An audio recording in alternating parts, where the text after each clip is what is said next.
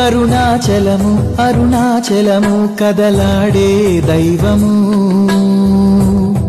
రమణాశ్రమము ఇలలో ప్రియము దరిచేరే మార్గము. శివనామమే పలికేనురా నవనాడులే పాటలాగా, అడుగే ఇలా అడిగేనురా అరుణాచలం దారి కాగా. అణువు అణువు అనుభూతి భవుడే నీ వసతి, పరమ పదము కనువీతి హరుడే రాసుమతి.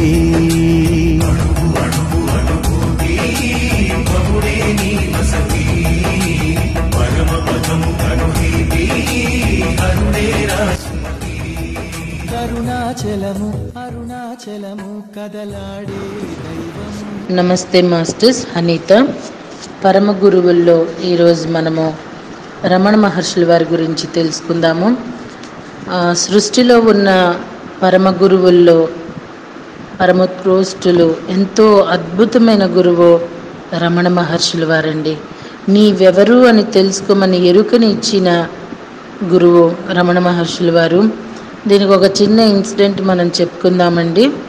మరి చాలామందికి తెలిసే ఉంటుందేమో, మన ఇందిరాగాంధీ గారి ప్రధానమంత్రిగా ఉన్నప్పుడు రమణ మహర్షుల వారి దగ్గరికి వెళ్ళారంట. అప్పటికే ఆయన మౌనవ్రతంలో ఉన్నారటండి. ఆయన ప్రధానమంత్రి ఇట్లా వచ్చారు ఇలా అంటే ఆయన పలక మీద నీవెవరు అని రాసి చూపించారట. ఆవిడ నేను ప్రధాని, నేను ఇందిరాగాంధీని, నేను నెహ్రూ కూతుర్ని, ఇట్లా ఎన్ని చెప్పినా ఆయన అదే చూపిస్తున్నారటండి. కొంచెం ఆవిడకి కూడా మరి పదవిలో ఉన్నారు ఇది తెలియదు కాబట్టి కొంచెం అహంకారం కోపం కూడా వచ్చిందంట. అయితే చివరిగా రమణ మహర్షుల వారు ఇంక వెళ్ళిపోదామని ఆవిడ అనుకున్నప్పుడు కళ్ళు మూసుకోమన్నారటండి. ఆవిడ కళ్ళు మూసుకుని ఒక 5 నిమిషాలు అలాగా కళ్ళు తెరిచి ఆయనకి నమస్కరించి వెళ్ళిపోయారట. ఇది నేను ఒక చోటని చదివాను మాస్టర్స్. మరి రమణ మహర్షి వారి జీవితంలో సంఘటనలు ఏంటో చూద్దామా అండి. 1922 మే 19వ తేదీ ఉదయం నుండి రాత్రి 8 గంటల వరకు మరణావస్థల్లో ఉన్న తల్లి దగ్గరే ఉండి ఆమె శరీరాన్ని విడిపోయే వరకు మహర్షి ఆమె హృదయం మీద తన కుడి చేతిని, శిరస్సు మీద ఎడమ చేతిని ఉంచి కూర్చొనే ఉన్నారు. మహర్షి ఇంచుమించు ప్రతిరోజు కొండపైనున్న స్కందాశ్రమం నుంచి అమ్మ సమాధి వరకు వస్తూ తిరిగిపోతుండేవారు. ఒకరోజు వచ్చి కూర్చున్న మహర్షి మరి అక్కడి నుంచి వెళ్ళలేదు. ఇప్పటి ఆశ్రమం ఇదే. ఒకసారి మహర్షుల వారే స్కందాశ్రమం నుంచి నా అంతటి నేను స్థలం మార్చలేదు, ఏదో ఒక శక్తి నన్ను ఇక్కడికే నిలిపింది, నేను లోబడ్డాను, అది నా ఇష్టం ద్వారా, ఇచ్చ ద్వారా కాదు, అది పరేచ్ఛ, ఇష్టం ఇతరులది భగవంతుంది అన్నారు. అప్పటి నుంచి మహర్షి జీవితంలో క్రమంగా ఒక కొత్త మార్పు ఏర్పడసాగింది. వారి బోధనలు ప్రభావం వేగంగా విదేశాల వరకు వ్యాపించసాగాయి. విదేశాల నుండి భారతదేశం నలుమూలల నుండి భక్తులు ఎక్కువగా వచ్చేవారు. మహర్షి మొదట అక్కడ ఉండటం మొదలుపెట్టినప్పుడు శివలింగమును కప్పుతూ ఉన్న కుటీరం తప్ప మరేమీ ఉండేది కాదు. దగ్గరలో త్వరలోనే మరికొన్ని పూరీళ్లు చుట్టూ నిర్మించబడ్డాయి. ఆశ్రమంలో దొంగలు ప్రతిరోజు కానుకలతో వచ్చే యాత్రికులను చూసి ఆశ్రమంలో ఎంతో సొత్తు దొరుకుతుందని భావించి 3 దొంగలు 1924 జూన్ 26 రాత్రి 11:30 గంటలకు మహర్షి మిగిలిన వారు పడుకున్న తర్వాత చిమ్మ చీకటిలో దొంగతనం చేయడానికి వచ్చారు. మహర్షి ఉన్న కుటీరంలోని గాజు కిటికీ తలుపులు బద్దలు కొట్టి ఆరంభించగా సంగతి గమనించిన మహర్షి అక్కడ దొరికేవి ఏమీ లేవు, లోపలికి వచ్చి కావలసిన అన్నీ తీసుకోవచ్చని చెప్పారు. తలుపులు తెరిచే ఉన్నాయి, కానీ వారు లోపలికి వెళ్ళడానికి ప్రయత్నించకుండా కిటికీ చట్రాన్ని త్రవ్వి తీయ ప్రారంభించారు. ఆశ్రమవాసులు కొందరు కోపగించి వారిని చావగొట్టాలని భావించి తగిన శక్తి కలిగి ఉన్నప్పటికీ మహర్షి అంగీకరించకపోవడంతో ఏమీ చేయలేకపోయారు.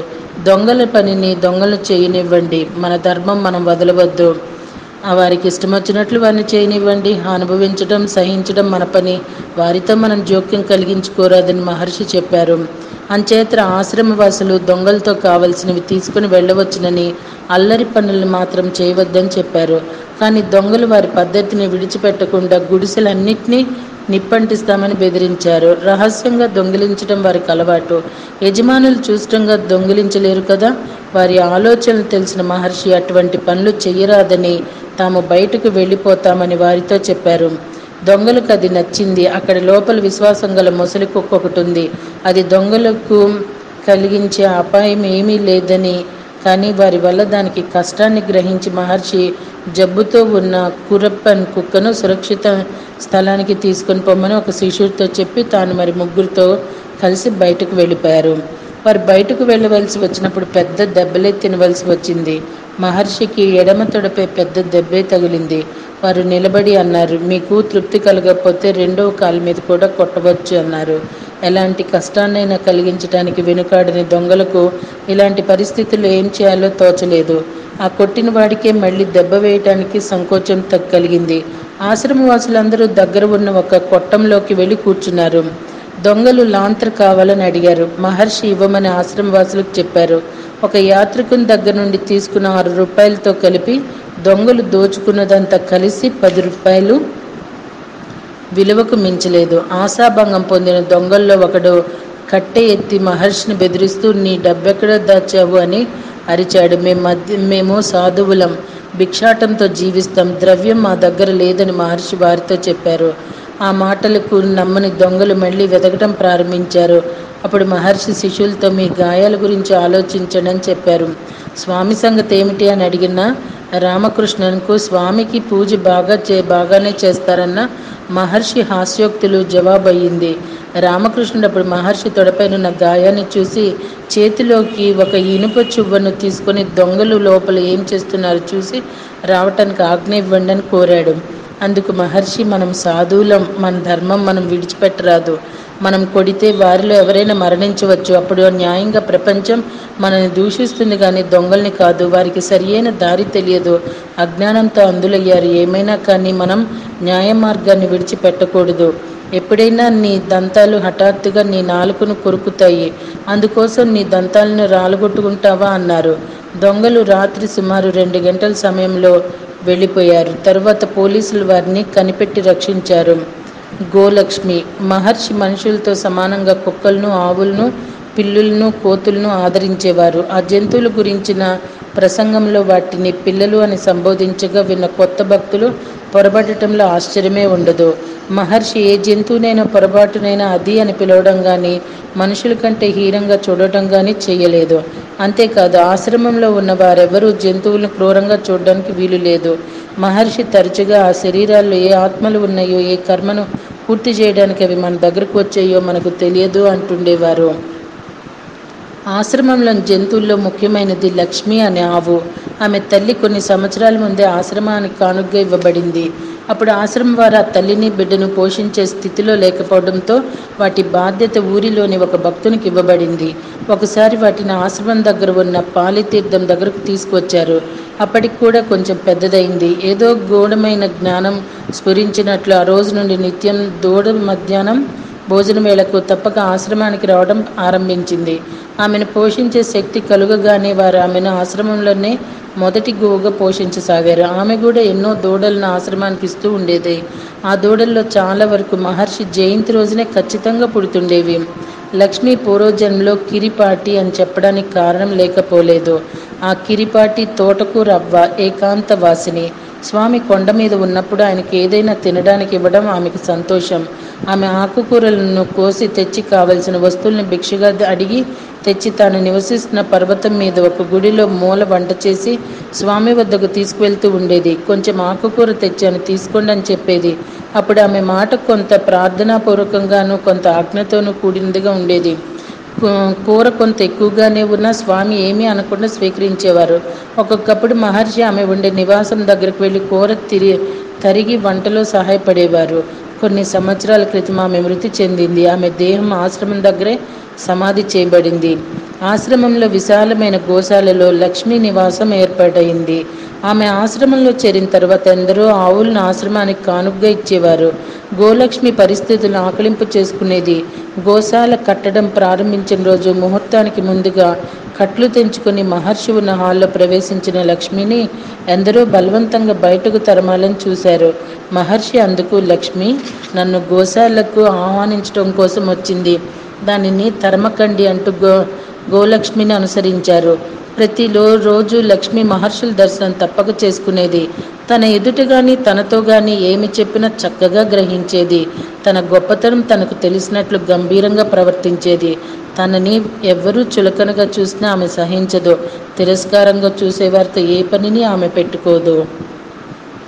గోలక్ష్మి 1948 జూన్ నెల 18వ తారీఖున మహర్షి ప్రక్కన ఉండగా ప్రశాంతంగా నిర్వాణం చెందింది. భగవాన్ హాలుకు ఎదురుగా ఆమెను గౌరవపూర్వకంగా సమాధి చేశారు. మహర్షి స్వయంగా ఆమె నిర్వాణం గురించి వ్రాసిన పద్యాన్ని ఆమె సమాధిపై రాతిపై చెక్కించారు. అంతేగాక గోలక్ష్మి యొక్క శిల్పాన్ని చెక్కించి ఆమె సమాధిపై ప్రతిష్ఠించారు. హృదయ భాషణం. భారతదేశపు మొదటి అధ్యక్షులైన బాబు రాజేంద్ర ప్రసాద్, రెండవ అధ్యక్షులైన డాక్టర్ ఎన్ రాధాకృష్ణన్ మరియు డాక్టర్ సిపి రామస్వామి అయ్యర్ మొదలైన వారు ఎందరో ఆశ్రమాన్ని దర్శించేవారు. రాజేంద్ర ప్రసాద్ జమునాలాల్ బజాజ్ ఆశ్రమంలో ఒక వారం రోజులు ఉన్నారు. బయలుదేరటానికి ముందుగా భగవాన్ శ్రీ బజాజ్ కొన్ని ప్రశ్నలు అడిగారు. ఆ ప్రశ్నలు: బజార్ సర్వరాజ్యవాంఛయుక్తమైనదేనా? మహర్షి: మంచిదే. లక్ష్య సాధనకు ఎంతో కాలం అభ్యాసపూర్వకంగా పనులు చేస్తూ ఉంటే వ్యక్తిత్వం విశాలమై దేశభావంలో లీనమవుతుంది. అటువంటి వ్యక్తిత్వం లీనం కోరదగినదే. ఆ కర్మయే నిష్కమ్మ కర్మ అవుతుంది. బజాజ్: ఎంతో కాలం ఎన్నెన్నో త్యాగాలను చేసిన వ్యక్తి స్వరాజ్యం వస్తే ఆ వ్యక్తి తన ప్రయత్న ఫలాన్ని గురించి సంతోషించటం సమర్థనీయమేనా? మహర్షి: కాదు. తన ప్రయత్నం కాలంలో అతడు ఏదో మహత్తర శక్తికి తనని తాను ఆకర్షింపజేసుకొని ఉండాలి. ఆ శక్తినే ఎప్పుడూ మనసులో ఉంచుకొని దాన్ని తన దృష్టి నుంచి తొలగిపోకుండా చూసుకోవాలి. అంతేకాని ఆ వ్యక్తి ఫలితాన్ని తనకు ఆపాదించుకొని సంతోషపడవలసిన అవసరం ఏమిటి? నిజానికి కర్మఫలాన్ని అతడు లక్ష్య పెట్టకూడదు. అప్పుడే అది నిష్కామ కర్మ అవుతుంది. బజాజ్: సాధకుడు రుజుమార్గంలో తప్పకుండా ఉండేలా చేయడానికి ఉపాయం ఉందా? మహర్షి: ఈశ్వరునిలో గురువునికో తనను ఆత్మార్పణం చేసుకున్నప్పుడు దేనికి శరణాగతి అవుతాడో ఆసక్తి అతనిని రుజుమార్గంలో నడుపుతుంది. మార్గం రుజువైనదా కాదా అన్న చింత సాధకునికి అవసరం లేదు. ఆ ఈశ్వరుని ఆజ్ఞను ప్రతి విషయంలోనూ ఉల్లంఘించినప్పుడే ఇటువంటి సందేహం రేకెత్తుతుంది. సర్వసమర్థమైన ఆత్మశక్తికి తన రాజకీయ వ్యాపారానికి గల సంబంధాన్ని తెలుసుకోవాలని శ్రీ బజాజ్ తిరిగి ఇలా ప్రశ్నించారు: తన భక్తులు స్వరాజ్య సాధన కోసం తగినంతగా శ్రమించగల శక్తివంతులుగా వారిని అనుగ్రహించే శక్తి భూమిపై ఉందా? మహర్షి మౌనం వహించారు. తన ప్రశ్నను విశదీకరిస్తూ తిరిగి బజాజ్ ఇలా అడిగారు: ఈ భూమిపై ముందు ఉన్న మహాత్ముల తపస్సు తమ సంతతి కళ్యాణానికి మార్గం చూపిస్తుందా లేదా? మహర్షి: తప్పకుండా మార్గం చూపిస్తుంది. కానీ ఎవరూ తమ ఒక్కరి కళ్యాణం కోసం మాత్రమే ఉందని అనుకోరాదు.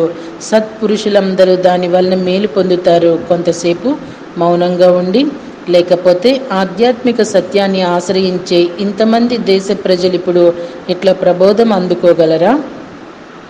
బాబు రాజేంద్ర ప్రసాద్ సెలవు తీసుకోవడానికి ముందు ఒకే ఒక ప్రశ్నను అడిగారు: మహాత్మాజీ, నన్ను ఇక్కడికి పంపించారు. ఏదైనా సందేశం నేను తీసుకొని వెళ్ళాలా? భగవాన్: హృదయంతో సంభాషిస్తున్నప్పుడు సందేశాల అవసరమేముంది? అక్కడ ఇక్కడ కూడా పనిచేసేది ఒక శక్తే కదా. మోచేతిపై వ్రణం. 1948వ సంవత్సరపు చివరి రోజుల్లో భగవానుల మోచేతి క్రింద భాగంలో ఒక బఠానీ గింజ ప్రమాణంలో చిన్న కొరుపు లేవటం గుర్తించారు. రాను రాను అది బాగా పెరిగి తాకితే నొప్పి కలిగించేదిగా తయారైంది. ఫిబ్రవరి 1949 నాటికి అది నిమ్మకాయంత పెద్ద కురుపుగా మారింది. ఆశ్రమ వైద్యశాల డాక్టర్ దాన్ని శస్త్రచికిత్స ద్వారా తీసివేసిన తరువాత 10 రోజులకు పుండు మానింది. మాతృభూతేశ్వరాలయం మహాకుంభాభిషేకం మార్చిలో జరిగింది. అంతవరకు భగవాన్ ఆరోగ్యం బాగానే ఉన్నట్లు కనిపించింది. ఆ ఉత్సవం ముగిసిన వెంటనే ఆపరేషన్ చేసిన ఎడమ చేతి క్రింద భాగం స్థలం మీద కురుపు తిరిగి లేచింది. గొప్ప శస్త్రచికిత్సా శాస్త్రజ్ఞులు మద్రాసు నుండి వచ్చి పరీక్ష చేసి క్యాన్సర్ ఉండేమో అని అనుమానించి తిరిగి దాన్ని శస్త్రచికిత్స ద్వారా మార్చి 27ని తీసివేశారు. రేడియం చికిత్స కూడా వెంటనే చేశారు. ఆ పుండు పరీక్షలో తేలింది అది సర్కోమా అని. ఆ పుండు మానక ముందే తిరిగి పక్కనే ఇంకొక కొత్త పుండు లేవసాగింది. వైద్యులు చేతిని తీసివేయడమే భగవంతునికి అమూల్యమైన జీవితాన్ని రక్షించడానికి మార్గమని సూచించారు. అందుకు నవ్వి భగవాన్, శరీరమే ఒక వ్యాధి, దానిని సహజంగానే పోనివ్వండి, ఎందుకు విచ్ఛిన్నం చేయటం, దీనికి చిన్న కట్టు కడితే చాలు కదా అన్నారు. ఆ పుండు ఇంకొంత పెరిగింది. వైద్య బృందం దీనిని గురించి బాగా చర్చించి మూడోసారి శస్త్రచికిత్స చేయడానికి నిర్ణయించారు. అందరూ కలిసి భగవానును ఒప్పించారు. ఈ మూడవ శస్త్రచికిత్స చాలా జాగ్రత్తగా శ్రద్ధగా చేశారు. తర్వాత పుండు క్రమంగా మానుతూ భగవానుల ఆరోగ్యం ఒక 3 నెలల వరకు కొంత బాగానే ఉన్నట్లు కనిపించింది. ఈ స్థితి భక్తుల హృదయాలకు ఆశాకిరణమైంది. వారి ఆశలన్నీ కూలద్రోస్తూ తిరిగి నవంబర్ చివరకు ఒక కురుపు చేతికి కొంత పై భాగంలో కనిపించింది. ఇది చివరకు డిసెంబర్ 19వ తేదీ తిరిగి శస్త్రచికిత్స చేయడానికి కారణమైంది. ఈ పుండుకు దగ్గరలో ఇంకొక కురుపు లేవటం కనిపించి అతి త్వరగా పెరగడం ప్రారంభమైంది. ఎడమ చేతి భాగమంతా ఒక భయంకర వాపు గురి అయింది. ఆ పుండు నుండి నిరంతరం రక్తస్రావం జరుగుతూనే ఉండటం వలన భగవానుల శరీరం రక్తహీనమయ్యింది. ఈ వ్యాధి వలన కలిగే మార్పులన్నింటిలోనూ భగవానులు ఉదాసీనులుగా ఉన్నారు. ఏ విధమైన చికిత్సకు వారు ఉత్సాహం చూపించలేదు. కానీ ఎప్పుడెప్పుడు ఆశ్రమవాసులు చికిత్స చేయి నిర్ణయించారో అప్పుడు భగవానులు అంగీకరించడం భక్తులను తృప్తిపరచడమే కానీ వారి ఆరోగ్యం కోసం కాదు. వారు తరచూ జరుగుతున్న సంఘటనలను సాక్షిగా చూడమని బోధించేవారు. అందుకు తగినట్లుగా వారి ఇప్పటి ప్రవర్తన స్పష్టీకరించింది. భక్తులు అన్ని ఆశలు నశించి ఏ వైద్యం ఉపయోగపడుతుందో తెలియని స్థితిలో భగవాన్లో ఏది మంచిది అని అడిగారు. అందుకు భగవాన్ నవ్వుతూ, నేను ఎప్పుడు చికిత్స చేయమని అడిగానా? నా కోసమే మీరు ఆ వైద్యము ఈ వైద్యమని నిర్ణయించారు. ఇప్పుడు కూడా మీరే నిర్ణయించుకోండి. నిజంగా మీరు నన్ను అడిగినట్లయితే ముందుగా మొదట్లోనే నేను చెప్పినట్లు దీనికి వైద్య చికిత్స అవసరమే లేదు, జరగబోయేది జరగని అని సెలవిచ్చారు.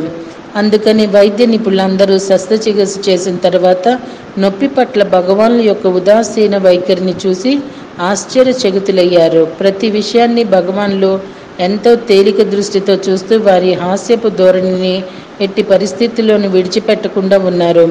భక్తుల యొక్క వైద్యుల యొక్క ఆతృత ఎంతో ఎక్కువగా ఉన్న సమయాల్లోనూ భగవానుల యొక్క హాస్యపు పలుకులు వారికి నవ్వు తెప్పించేవి. ఆగస్టులో శస్త్రచికిత్స జరిగిన కొన్ని గంటల తర్వాత భగవాన్ భక్తులకు దర్శనమివ్వడానికి నిర్ణయించారు. వారు ఎప్పటిలాగానే ప్రశాంతంగా నవ్వుతూ కనిపించారు. వైద్యులు అటులు బయలుదేరగానే భగవాన్ హాల్లోకి చేరారు. ప్రశ్నించగా వైద్యశాలలో నేనుంటే ఇతర రోగులకు ఎంతో ఇబ్బంది కదా అని జవాబు చెప్పారు. 4వ శస్త్రచికిత్స తర్వాత కూడా మహర్షి ముఖంలో గల ప్రశాంతత, కృపాపూర్వమైన చిరునవ్వును చూసిన వైద్యులు భక్తులు ఆశ్చర్యపోయారు. వారి ముఖంలో ఏ రకమైన బాధలు గుర్తులు కనిపించేవి కావు. 1950 జనవరి 5న వారి 71వ పుట్టినరోజున ఆ రోజు సాయంత్రం కూడా భగవాన్ కొన్ని గంటల సేపు భక్తుల మధ్య గడిపారు. వారు భక్తులచే రచింపబడిన ఆ భక్తులచే రచింపబడిన అనేక స్తుతులను భక్తులు చదువుగా విన్నారు. అరుణాచలేశ్వర దేవాలయపు ఏనుగు ఆశ్రమానికి వచ్చి భగవాన్ పాదాలకు నమస్కరించి వెళ్ళింది. వేద పారాయణం తర్వాత భక్తులు ఆనందంగా భగవాన్ను నమస్కరించడంతో ఆ కార్యక్రమం ముగిసింది. ఆశ్రమంలోనూ ఇతర స్థలాల్లోనూ మహర్షి కోసం భక్తులు నెలల తరబడి ప్రార్థనలు చేశారు. ఈ ప్రార్థనల పట్ల భగవాన్లు అభిప్రాయాన్ని గురించి అడిగిన భక్తులకి భగవాన్ల జవాబు, మంచి కార్యం చేయటం అందరికీ ఉచితమే, చేయనివ్వండి అని. భక్తులందరూ తెలిసి భగవానుతో, భగవాన్ మీ అనారోగ్యానికి మీరే సంకల్ప బలంతో సరిచేసుకోకూడదని ప్రార్థించారు. కాలంలో అన్నీ సరిపోతాయి, కానీ ఈ సంకల్పం చేసుకోవటానికి ఎవరున్నారు అక్కడ అని జవాబు. వారు ఎంత అనారోగ్యంగా ఉన్నప్పటికీ వారి దినచర్య ఏమాత్రమూ మారలేదు. సూర్యోదయానికి ముందే స్నానం ఆచరించి నిర్ణయించిన సమయం ప్రకారం ఉదయం సాయంత్రం దర్శనమిస్తూ ఆశ్రమానికి వచ్చే ఉత్తరాలు చూస్తూ జవాబులిస్తూ ఆశ్రమ పుస్తకాల ప్రచురణ చూస్తూ తరచూ వాటి విషయమై తన అభిప్రాయాలను తెలియజేస్తూ ఉండేవారు. మహానిర్వాణానికి సంవత్సరం ముందు నుంచి భాగవతం నుంచి ఒక పద్యాన్ని భగవాన్ తరచూ ఉదహరించేవారు. మదిరామత్తుడైన వ్యక్తి తన శరీరం మీద బట్ట ఉన్నది లేనిది గమనించిన విధంగా ఆత్మజ్ఞానం పొందిన ఋషి కర్మ వలన దేహం స్థిరంగా ఉన్నప్పటికీ కదుల్చున్నప్పటికీ దానిని గమనించడు. 1949 చివరిలో భగవాన్ యోగ వాసిష్టంలోంచి ఒక శ్లోకాన్ని చెప్తుండేవారు. చెరకు గడ విరిగినా నలిగినా తన తీపిని కోల్పోనట్లు జ్ఞాని దేహాన్ని కత్తితో నరకబడినప్పటికీ తన పూర్ణమైన స్థితిని కోల్పోడు. చివరి రోజుల్లో భగవాన్ ఆరోగ్యం గురించి ఆతృత కనబరిచిన ఒక పరిచారికునితో భగవాన్ భోజనం పూర్తయిన తర్వాత ఎంగిలి విస్తరాకును తిరిగి దాచిపెట్టుకుంటామా అని ప్రశ్నించారు. ఇంకొక సందర్భంలో కూలికి బరువు మోసేవాడు బరువును దింపినప్పుడు ఎంతగా సంతోషం పొందుతాడో ఆ విధంగానే జ్ఞాని దేహానికి మృత్యు వచ్చినప్పుడు అంత సంతోషిస్తాడు అని అన్నారు. ఇంకొక భక్తుడు ఓదారుస్తూ, భగవాన్ ఈ దేహాన్నే భగవాన్ అని ఎంచి దీనికి బాధను అంటకట్టారు. ఎంత కష్టం. వారు భగవాన్ మనల్ని విడిచి వెళ్తున్నారని భావిస్తున్నారు. భగవాన్ ఎలా ఎక్కడికి వెళ్ళగలరు అన్నారు. ఒకరోజు ఒక భక్తునితో భగవాన్ నవ్వుతూ, మోక్షం అంటే ఏమిటో తెలుసా అని అడిగారు.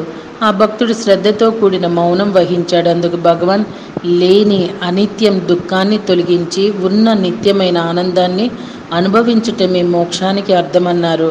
ఆఖరి రోజుల్లో భగవాన్ తన గది నుంచి బయటకు కదలలేనప్పటికీ ఉదయమో సాయంత్రమో భక్తులకు దర్శనం ఇవ్వటం మాత్రం మానలేదు. వారు అలా తన మంచంపై జారగిలబడి కూర్చున్నప్పుడు అంపసై మీద పడుకున్న భీష్మునిలా కనిపించారు. భగవాన్ ఆరోగ్యం బాగా క్షీణించిన కూడా చివరి రోజు సాయంత్రం వరకు భక్తులకు దర్శనం ఇవ్వటం మానలేదు. వారి యొక్క ఆరోగ్యం అతి త్వరగా క్షీణించి చివరి దశకు చేరుతుందన్న వార్త అతి త్వరగా వ్యాపించగానే వందలాది భక్తులు వారి చివరి దర్శనం కోసం తిరువణమలై చేరుకున్నారు. అప్పుడు స్త్రీ పురుషులు, ధనికులు, పేదలు, పండితులు, పామరులు, దేశ విదేశాలు అందరూ కలిసి దైవికమైన భగవంతుని దర్శించడానికి వారి గది ముందు నిలబడ్డారు. బుధవారం మహానిర్వాణానికి 2 రోజుల ముందు భగవాన్ కృపా కటాక్షాలతో గది ముందు తనను దర్శిస్తూ సాగే భక్తులను చూస్తుండసాగారు. భక్తులందరికీ ఇదే చివరి చూపు అన్న భావం ఉదయించింది. ఆ విధంగానే తరువాతి రోజు 2 రోజులు తల తిప్పి భక్తులను చూడడానికి కూడా భగవాన్ శారీరక శక్తి క్షీణించింది. అవసరమైనప్పుడు మాత్రమే దగ్గరనున్న పరిచారికులతో వారు మాట్లాడేవారు. గురువారం ఉదయము వైద్యులు భగవాన్ ఊపిరితిత్తుల్లోని కఫాన్ని తొలగించటం కోసం మందులు భగవాన్ ఇంకా 2 రోజుల్లో అంతా సరిపోతుందన్నారు. ఆ రాత్రి పరిచారికులతో భగవాన్ ఒంటరిగా వదిలి మీరు వెళ్ళి నిద్రించండి లేదా ధ్యానం చేసుకోండి అని చెప్పారు. ఏప్రిల్ 14, 1950 శుక్రవారం ఉదయం భగవాన్ దేహానికి నూనె మర్దన చేసిన ఒక పరిచారికునితో భగవాన్ ధన్యవాదాలు చెప్పారు. ఆ మాటలకు అర్థం తెలియని అతను ఆశ్చర్యంగా చూడగా భగవాన్ దాని అర్థాన్ని నవ్వుతూ వివరించి చెప్పారు. భగవాన్ ఈ దేహాన్ని వదలటానికి ముందు తనకు సేవించిన వారందరికీ ధన్యవాదాలు తెలిపినట్లయింది. ఆ సాయంత్రం చాలా పెద్ద గుంపు చేరింది. అందరూ భగవాన్ దర్శనం చేసుకున్నారు. దర్శనానంతరం ఎంతోమంది ఆశ్రమంలోనే ఉండిపోయారు. సంధ్యా సమయంలో భగవాన్ తనను కూర్చుండబెట్టమని పరిచారకునితో చెప్పారు. వారు చేతనైనంతగా లేపి కూర్చోబెట్టారు. వైద్యులతో ఒకరు ఆక్సిజన్ ఇవ్వడానికి ప్రయత్నించగా భగవాన్ చేతితో వద్దని వారించారు. ఆ చిన్న గదిలో వైద్యులు, పరిచారికులు భగవాన్కు విసనకర్రతో విసురుతున్నారు. వందలాది భక్తులు ఆతృతతో గది బయట వేచి ఉన్నారు. కొంతమంది భక్తులు భగవాన్ రచించిన అరుణాచల శివస్తోత్రాన్ని పఠించసాగారు. భగవాన్ నేత్రాలు కొద్దిగా తెరవబడి కొన్ని క్షణాలు కాంతులు వెదజల్లాయి. వారి కళ్ళ నుండి ఆనంద బాష్పాలు రాలాయి. శ్వాస మెల్లగా నిదానంగా పీల్చబడుతూ ఏమాత్రం కుదుపు లేకుండా నిలిచిపోయింది. అప్పుడు రాత్రి 8:47 అయింది. అందరూ చూస్తుండగా ఒక పెద్ద కాంతిపుంజం అరుణగిరిలో ఐక్యమైంది. శ్రీ మహర్షి అనే పుస్తకం నుండి ఇదంతా మనకు అందించబడిందండి. పత్రి గారు పరమ గురువులు అనే పుస్తకంలో ఇది నిక్షిప్తం చేయబడింది. మాస్టర్స్, ఓకే, థ్యాంక్ యూ అండి.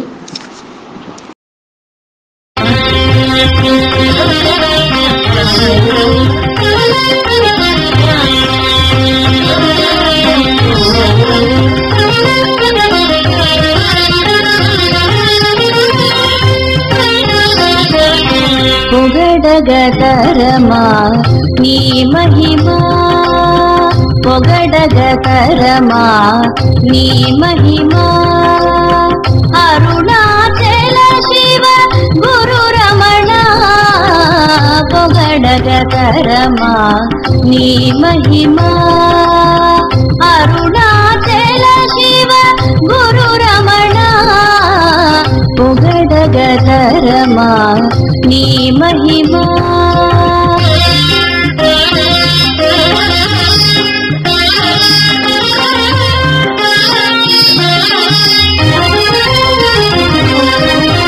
మరణ భయముతో గోలక్ష్మి నిన్ను చేరి మూగ భాషతో ముక్తిని వేడగా మరణ భయముతో గోలక్ష్మి నిన్ను చేరి మూగ భాషతో ముక్తిని వేడగా ప్రేమతో ఓదార్చి శాంతిని కూర్చి ప్రేమతో ఓదార్చి శాంతిని కూర్చి మోక్షమునిచిన మునివర రమణ మోక్షమునిచిన మునివర రమణ పొగడగతరమా నీ మహిమా అరుణాచల శివ గురు రమణ పొగడగతరమా నీ మహిమా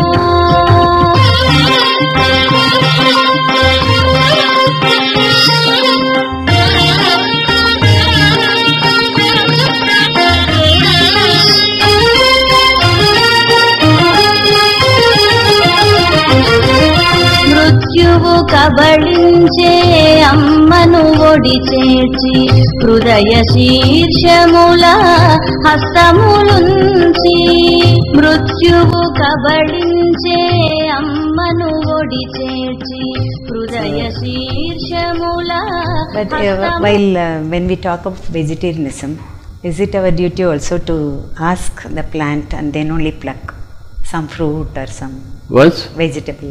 Ramana Maharshi was there, Yeah. some people threw stones on the mango tree. Okay. They wanted to have the mangoes. Mangoes, And Ramana Maharshi was there. He was very wild with them. Why are you throwing the stones? Why are you hurting the plant? If it falls, you take it. Otherwise, ask for the plant. Can it pluck your hand? Then only take it. Don't throw stones at it, he said. Why are you throwing stones? If I throw stones at you, how would you feel? This was what Ramana Maharshi was saying. Great words. Fantastic. Such great. So why can't we be like Ramana Maharshi? You ask and it will give you. Yes.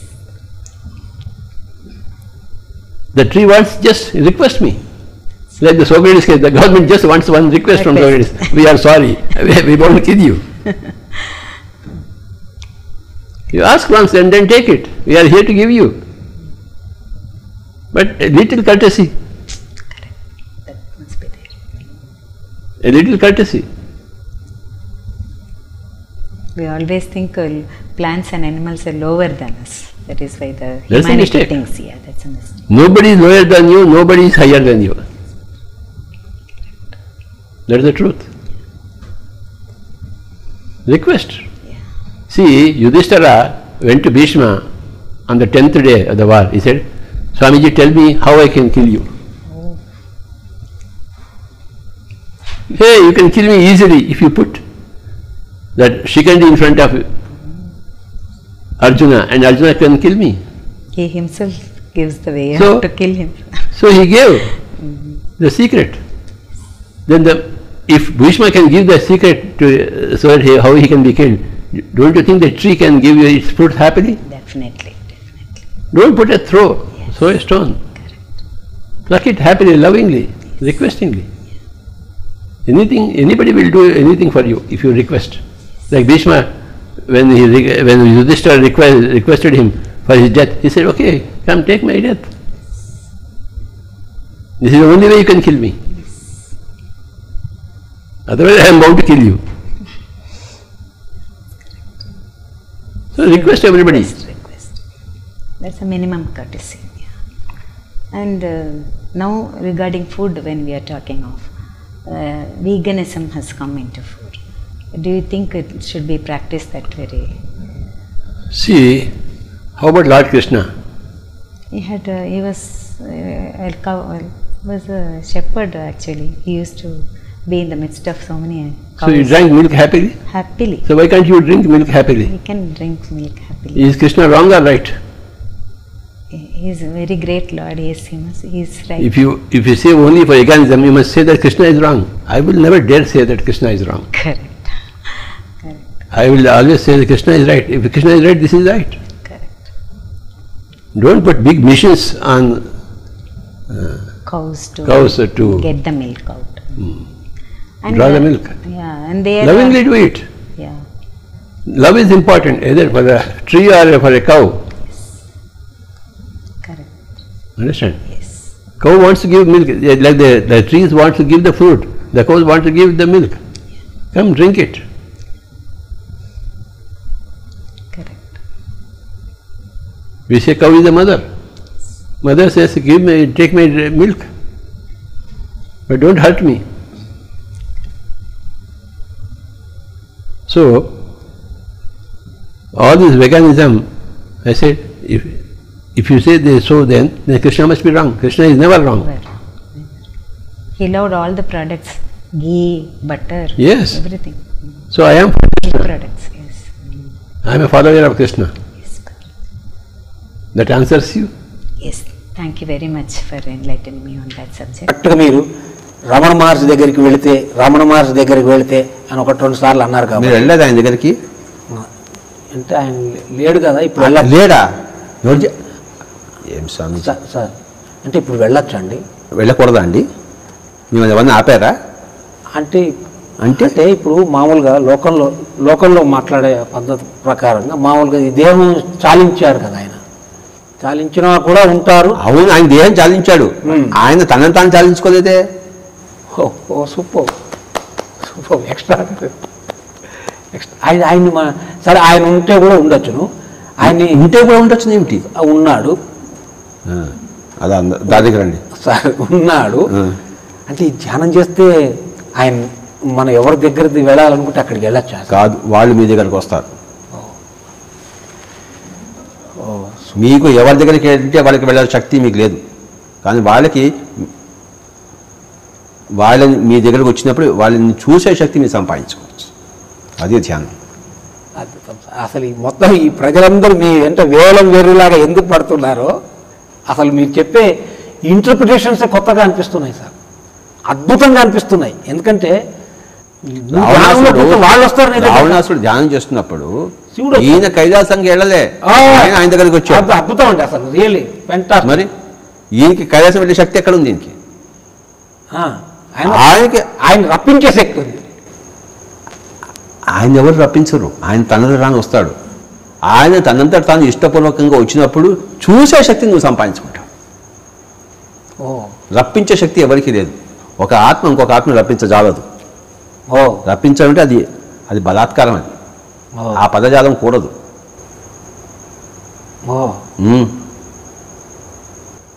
వాడు వచ్చినా కూడా నువ్వు చూడలేని స్థితిలో ఉంటావు ధ్యానం చేయకపోతే. వస్తే ఎందుకు చూడం సార్? అది చూసే దృష్టి లేదు కదా నీకు. దృష్టి అంటే మనం ధ్యానం చేస్తే కళ్ళు మూసుకుంటాం, అందువల్ల కనపడరా? మూడో కన్ను తెరుచుకుంటే వాళ్ళు కనపడతారు. Third I. ఎందుకంటే వాళ్ళ దేహంతో రాదు కదా, వాళ్ళ దగ్గర దేహం లేదు కదా.